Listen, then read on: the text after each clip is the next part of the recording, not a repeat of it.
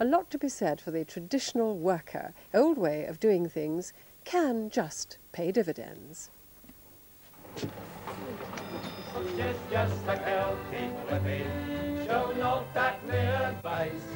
It's a crafty to walk while you're eating, I'll punch your ticket twice. Her father's just a waster, her mother's on the game. She's just a Celtic living, but I love her just the same. Bus conductors have been a disappearing breed, companies forced to dispense with their services in favour of the apparently more economical one-man operated services, where the driver takes on a dual role. But now several companies in Scotland have found that that's been a false economy. The realisation has come about through the decision of London Transport to get rid of its fleet of Routemaster buses, the traditional London bus. Several companies in Scotland have run one on a pilot basis to gauge passenger reaction. But now the first of them, the Paisley-based Clydeside Scottish, have bought a dozen from London Transport and are currently negotiating to buy more. We brought this bus up from London and ran it on a few services. We got such a tremendous response from the public that we felt we had to keep it, and indeed we've now bought another 11, so we've got 12 in total. What are they like to run, though? Because these buses are actually 25 years old. Well, they may technically be 25 years old, but in fact they have been extremely well looked after in London. In London there are still 1,700 of them running. The machines that we have were last completely rebuilt 4 years ago, so they are in first-class condition despite their apparent age. Well, what about the conductors then? You've had a good reaction from the passengers, but where do you find conductors these days? Oh, we don't have any problems finding conductors. We've got 12 conductors now in Clydeside. No problem finding conductors here.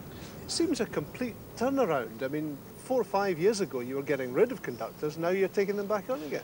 I think in 4 or 5 years a lot of change has happened. 5 years ago there were still labour shortages. Really we were forced to go to one-man operation because we simply couldn't recruit enough staff to operate the way we were operating. There's been such a change in the labour market since then that the opportunity has now come to go back, if you like, to the old ways. But we think, and we know from our surveys of the public, that they do like crew operation. We're getting a tremendous reaction from our passengers. Much better with the conductors is on it. Why is that? Well, you get away quicker than standing waiting and paying your fare when you come on. It's a better service. The service is a lot quicker now and their buses are usually in time. It's giving the girls a job, isn't it? And it's quite, serves a purpose. But you used to be a conductor on the trams. What do you think about the standard of service today? Quite good, yeah. Do you think doesn't beat the old trams, but no way. Why not? Oh no way. There's quite a few things to it actually. It's really enjoyable. You get to meet an awful lot of nice folk. Is it difficult? No, I really enjoy it. John McAlpin's now hoping to become a driver, and the company are already looking for more conductors for the next batch of London buses. In the meantime, they're delighted with them. They may have done more than 750,000 miles each, but they're still reliable, and with fuel consumption of 10 miles to the gallon, twice as economical.